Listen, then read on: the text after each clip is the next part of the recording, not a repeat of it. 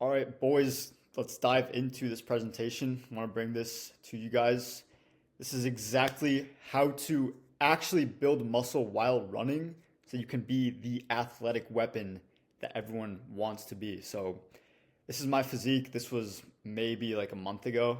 I think I've put on a little bit more muscle here, as you'll see. But yeah, let's dive right into this.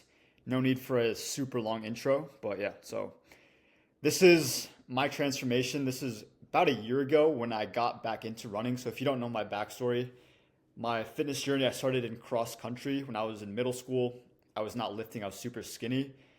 And I was running for about 4 years. I stopped in 10th grade of high school. And then I got into the gym and then only focused on the gym and lifting, just trying to build as much muscle as I could.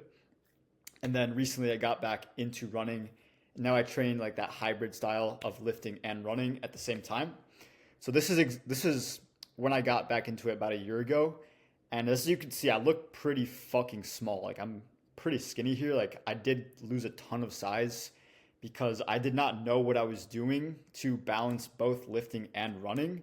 So I would train like fasted. I wouldn't eat any food, and then I would go like super intense on my runs in a fasted state, which is like literally the worst thing that you can do to break down muscle. That's exactly what you don't want to do, which we will cover in this video how to do it.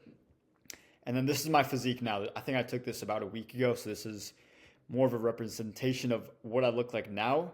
And I'm running probably like 30 miles a week at this point. I mean, my split, I'll show you what my split is in the video, but I've done a 2 hour half marathon. My bench is 260, 405 pound squat, which it's good stats. They're not the best in the world. Like obviously it's not like top 0.1%, but I think it's pretty good for lifting and running at the same time.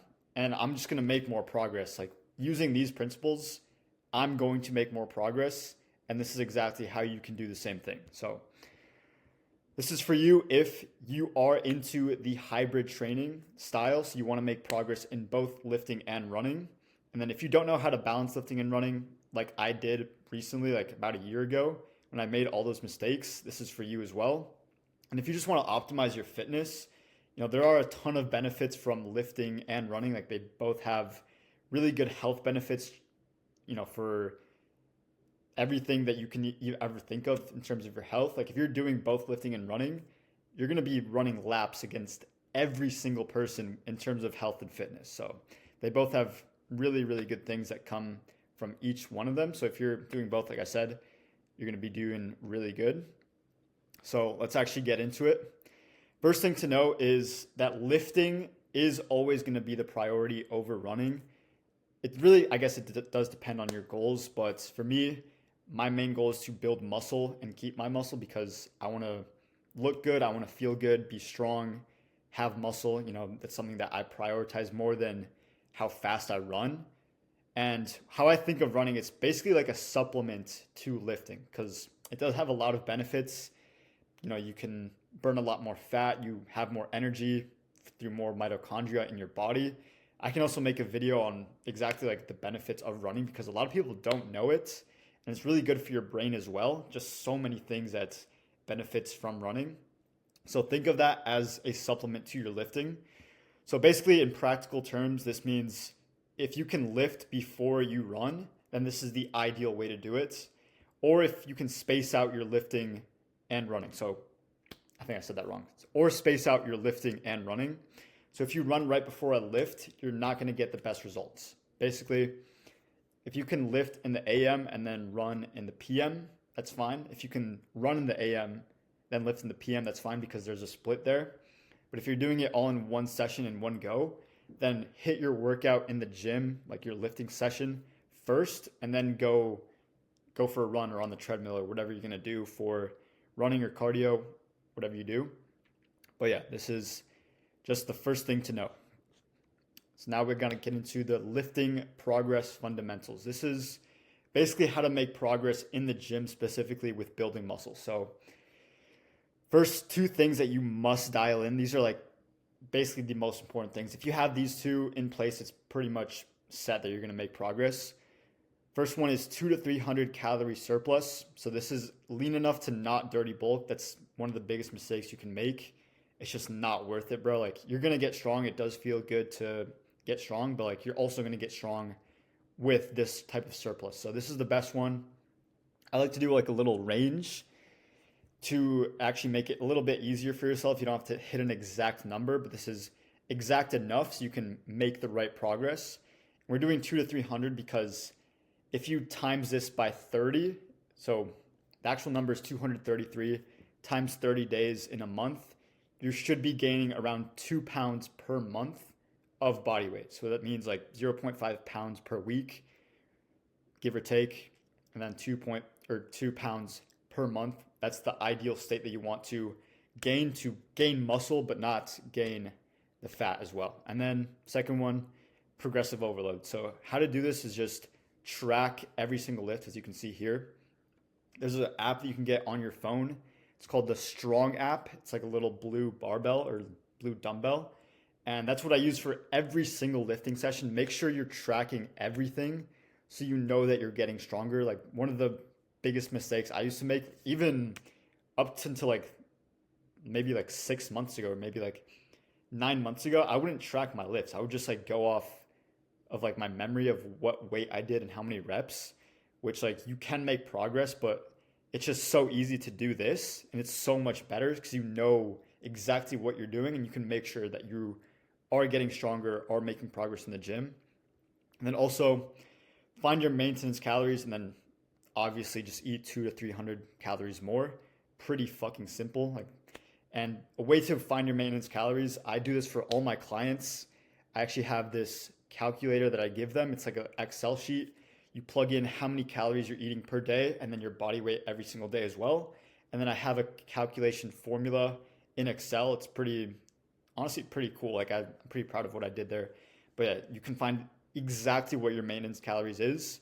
Over time, you're going to track it and it's going to calculate. And then you just add 2 to 300 to that and you're good to go on that. So that's basically like the main two things you should know.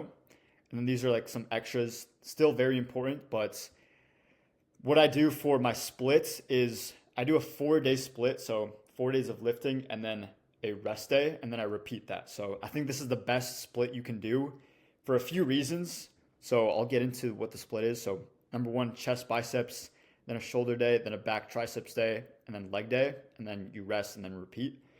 I do this because when you're doing chest biceps, you can fully focus on your chest and fully focus on your biceps versus another common popular split, which is going to be like the push-pull legs. You're going to be hitting chest, shoulders, and triceps all in the same day. But it's just counterintuitive because if you're hitting chest and then you're hitting triceps and then you go back to a chest exercise, you're going to be fatigued from those previous things and you can't get the most benefit out of that one specific muscle group, if that makes sense. So I do it like this just to split them up. It's like opposite splits for this. And then back triceps, so they don't work together. Like these muscles do not work together in any lift, so you can get the most out of each muscle. And I do shoulders on their own because I'm trying to grow my shoulders the most right now. And then leg day is just leg day. Just got to go through the pain for that one. And then next thing is 6 to 8 rep range. This is ideal for most exercises. And then once you're hitting 8 to 9 reps on those sets, that's when you know you should go up in weight. And then you should be hitting around that 6 to 7 to 8 reps for that next set, which with the more weight. Holy shit. And then 1 to 2 sets per exercise. I do a lot more lower volume now than I used to. It does seem low, but the point is just to go to absolute failure and then use drop sets to stimulate the most growth. Because what I've realized, being more in the gym over the years is the whole point of going to the gym is just to stimulate your growth. You're just damaging the muscle, stimulating it to grow, to make like signaling to your body that, okay, we need to get stronger because we just did this lift. And then you're just going to go recover. That's all you need to do. Like I used to hear this advice and I didn't take it because I thought it was stupid. Because I thought it was like, yeah, if I do more sets, I'm going to grow more. But that's not the case.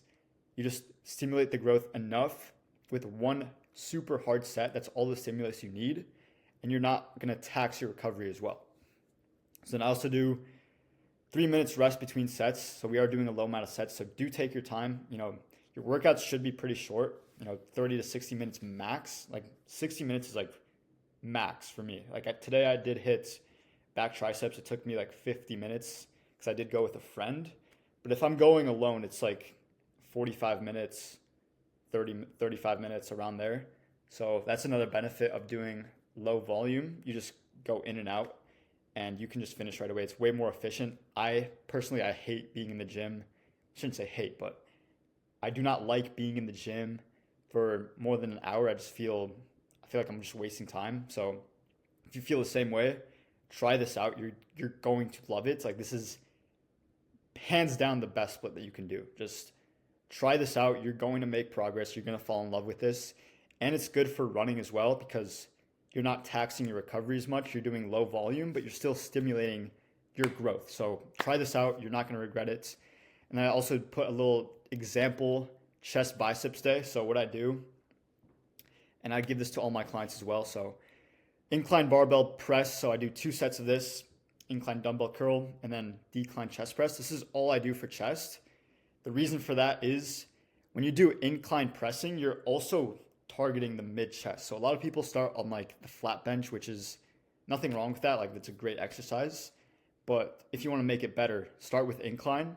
You're targeting upper chest and the middle. And then all you have left is the decline. So I just do 2 pressing exercises, incline curl for the long head of the biceps, reverse curl for the brachioradialis on the forearm, and then preacher curls, only 1 set to a drop set because we are stimulating a lot of growth here, just for that short head of the bicep. So it's all you need to do. Should be pretty short workout, but you're going intense. You're bringing that intensity and you're damaging the muscle. And of course, everything to failure. And then do this, come back stronger next time, and you will make progress. Next up is the running progress fundamentals. So running is definitely different than lifting because it is a volume game. The more you run, the more progress you will make, the faster that you will get, the more adaptations to running that you will have with more volume. So depending on your goals, choose how much you want to run. So if you're training for races, like currently, I kind of do both. Like, I do like to race, but I also run casually for the benefits of it. But if you're doing this, high mileage is definitely your best friend. I think I'm going to start bumping up my volume. Right now I'm around 30 miles a week. I think I'm going to start training for like a marathon because I've done an unofficial marathon. That's a story for another day. It was a crazy story. I got attacked by a dog on that run. But I think I'm going to start training for like an official marathon probably in the next year. So I'm going to bump up the mileage there. But if I was just running casually, I'd just stick to like 30 or 15 to 30 miles per week. And if you're not at that level, then it's not an issue. You can just work up to that. Start at like 1 mile a day, like 7 miles a week, and then slowly go up to that 15 to 30 miles a week. Because if you're not training for like a race, I wouldn't like stress yourself out if you're not getting those high mileages. It just doesn't matter. You're still getting the benefits from running from this. Okay. And then next thing to know is understanding your heart rate zones. This is absolutely crucial. This is what I focus on every run. All I do when I run is I track my heart rate and I aim for zone 2. So if you don't know what zone 2 is, it's 60 to 70% of your max heart rate. And if you don't know what I'm talking about, I will explain this here. But basically, aim for zone 2 because it's low intensity running.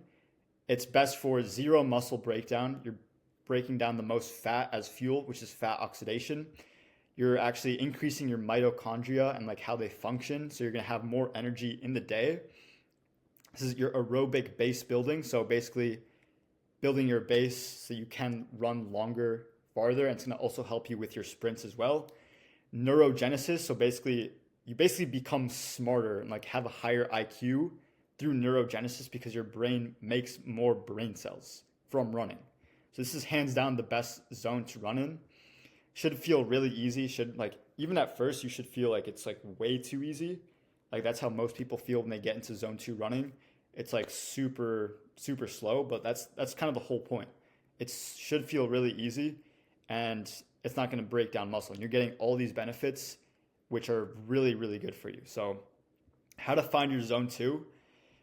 The equation here is, so take 220, the number, minus your age, and that's going to be your max heart rate. And then you take 60 to 70% of your max heart rate is your zone 2 heart rate zone. So for me, it's my example, I'm 22 years old. So I would do 220 minus 22, which is giving me 198, which is my max heart rate. And then I'm going to take 60 to 70% of 198, which is going to be 119 to 139. So this is my zone for my heart rate that I want to aim for when I'm running. And I really recommend getting a heart rate monitor. If you don't have one, it's not going to be easy to know if you're actually in zone 2. But also you don't have to be like exactly in zone 2. Like sometimes I'll like dip into zone 3, like maybe like go into like the low 140s here, but you're still getting the benefits from all this. But yeah, definitely get some sort of like smartwatch. I have a Garmin.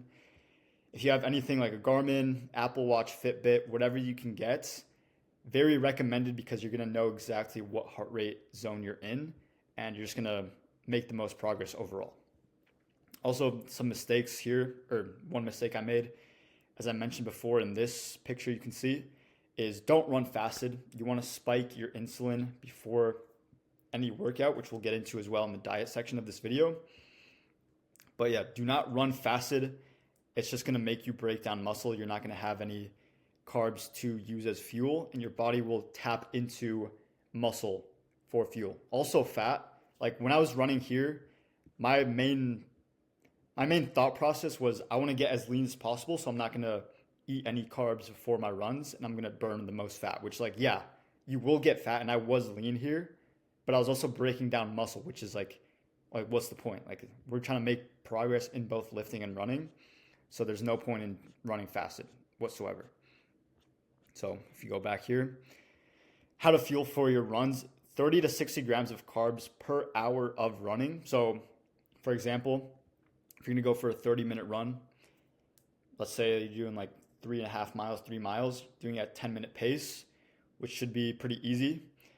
You're going to have 15 to 30 grams of carbs around 30 to 60 minutes before you run. So give it some time to digest.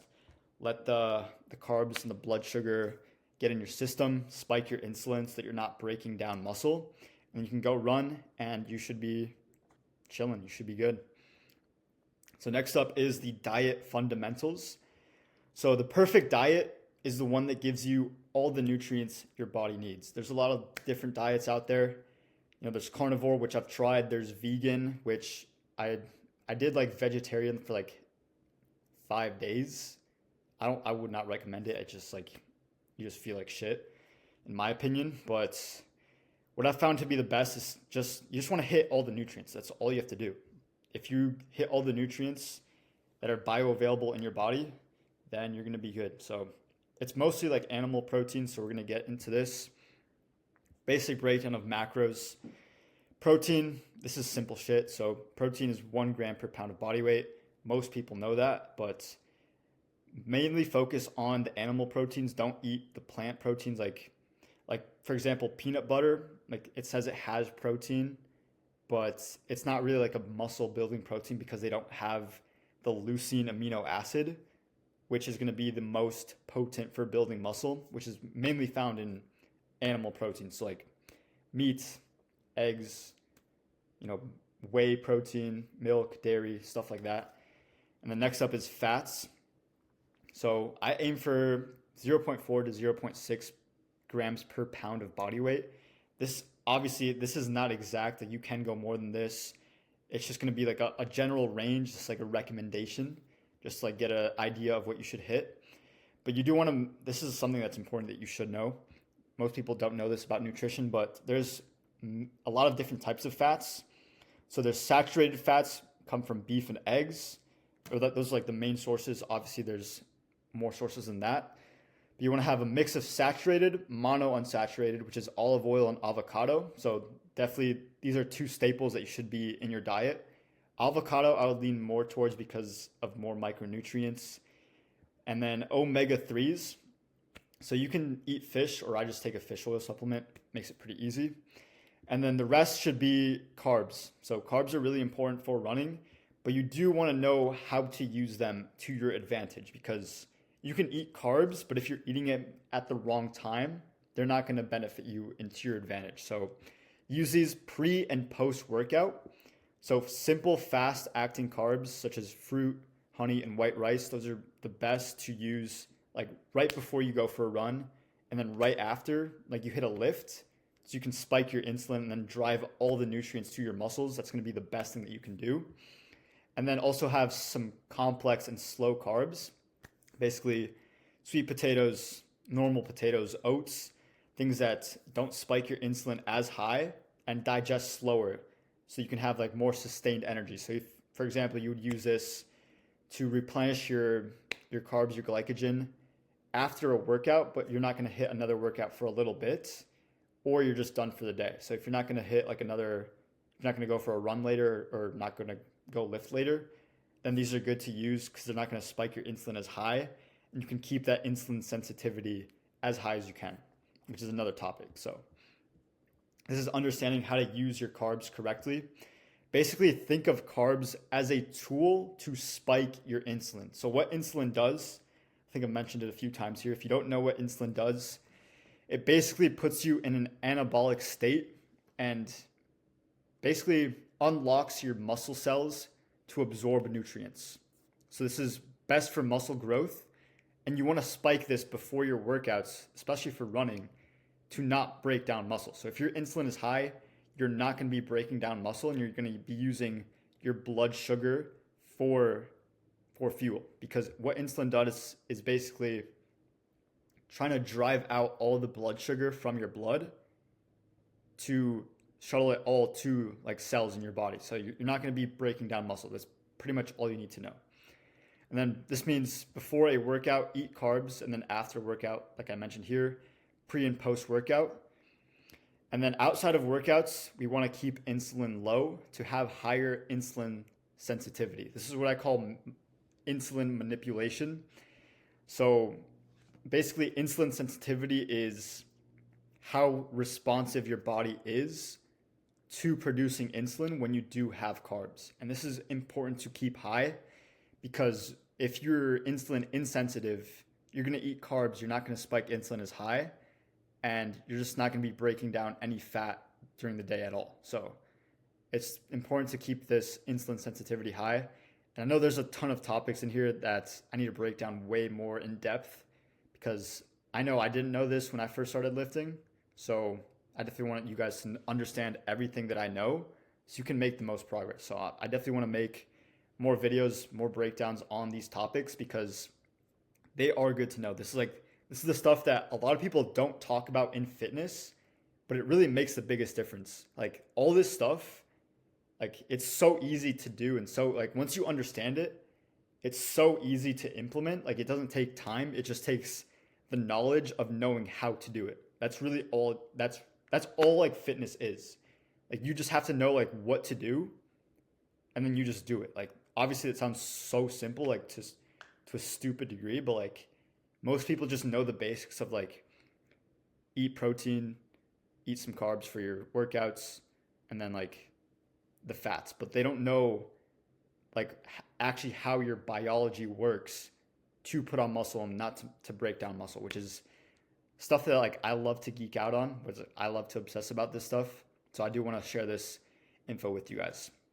But anyways, next up is micronutrients. So I did make a video on this before. Use chronometer.com to plug your diet in. So you can basically get a list of all the nutrients that's in your diet, all the macros, all the micros, the vitamins, the minerals, the different types of fats, everything, like literally everything that your body uses for nutrients. It will break down everything in your diet. So plug it in and then break down everything, hit all your micronutrients. These are way more important than you think. I used to just think like the macros were the most important. Just hit your protein for the day, like everyone says. But the main needle movers is going to be the micros. Like I cannot stress that enough, how much of a difference this really makes. It's basically like, I did explain this in my other video, but it's basically like giving yourself all the advantages that your body needs to produce like everything that your body uses as fuel, like as hormones, everything. And also eat dietary cholesterol. This is the precursor to testosterone. So things like eggs, beef, some fatty fish, shrimp, all of that is good for dietary cholesterol. Do not be scared of this. You know, a lot of people, especially like the old heads, think that cholesterol is bad, but it's literally the complete opposite. This is what makes you strong, makes you produce testosterone in your body, which is essential to have, especially for lifting and running, because we're doing a lot of exercise. You want to build as much muscle as possible with all that stress involved. This is just going to make it 10 times easier for you to do. And also intermittent fasting. This isn't essential, but it is recommended. I would recommend a 6 to 10 hour eating window. This is only going to increase your insulin sensitivity even higher, also your testosterone, and then your human growth hormone as well. Another topic as well that I can get into in another video, but this is all you need to know for now. Just this is what I recommend, 6 to 10 hours of your eating window. So for example, what I do, I break my fast or eat my first meal at like 8 a.m. and then I'll be done, depends on the day, but like anywhere from like 2 to 4 p.m. So I'm not eating at nights. And it also, it's a benefit for sleep as well. But yeah, and then last thing here is just don't fuck up your diet with junk. You know, if you eat like a ton of processed foods, you're not going to feel good and you're not going to have as much energy as you should, because the quality of the food does matter. Like it can have all the macros. You can eat your carbs with candy, but you're just not going to feel good, which I'm not saying it's like the worst thing in the world, but just be aware of this. Just don't obsessively binge junk food and you will feel good. Pretty simple. And then here we have recovery fundamentals. So basically just think of recovery as sleeping well and not overtraining. That's really all recovery is. Sleep is your recovery. So how to perfect sleep, little mini course on sleep. Basically just wake up and sleep at consistent times. So have a wake up time and then have a time that you go to bed. It doesn't have to be like insanely exact, but just have it, planned in your day. Stop eating 2 to 3 hours before you sleep. So we don't want to digest while we're sleeping. That's kind of why I stop eating earlier in the day, so I can not be digesting when I sleep. And then magnesium glycinate. This is probably the best supplement that I take. Take this before bed. Recommend 300 to 500 milligrams before you sleep. It's just going to make you sleep deeper. And then have a dark room, so temperature to your liking. Do red screen at night. So if you have like an iPhone, I don't know if it's on Android, probably is, but I'll even show you here. You can go to your settings, and then if I triple click this, it just turns red. And then I also have this like a black screen, and then what's your legacy? Hard quote. But it just turns red, and then it's way better for your sleep because it's not going to be like that blue light that keeps you awake.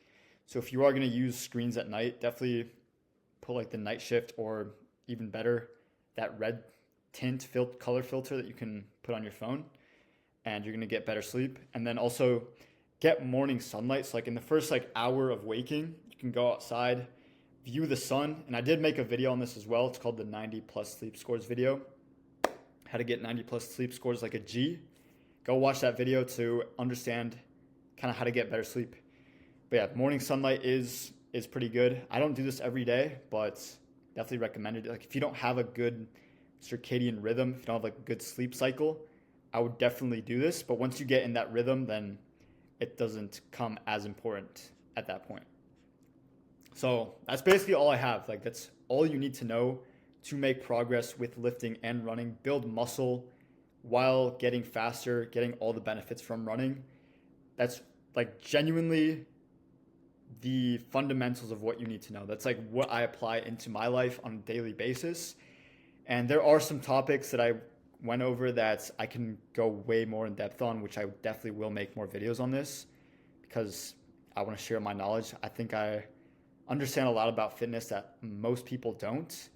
And it's good, it's just good shit to know. Like if you want to make the most progress, it's stuff that you should know. So now your job is to apply these principles, take some notes on this, actually or I don't know if you're taking notes, probably don't need to, but just apply these principles into your training, into your day to day, and you will make progress. I guarantee it. I guarantee you will. Just stick to the plan and you will make progress.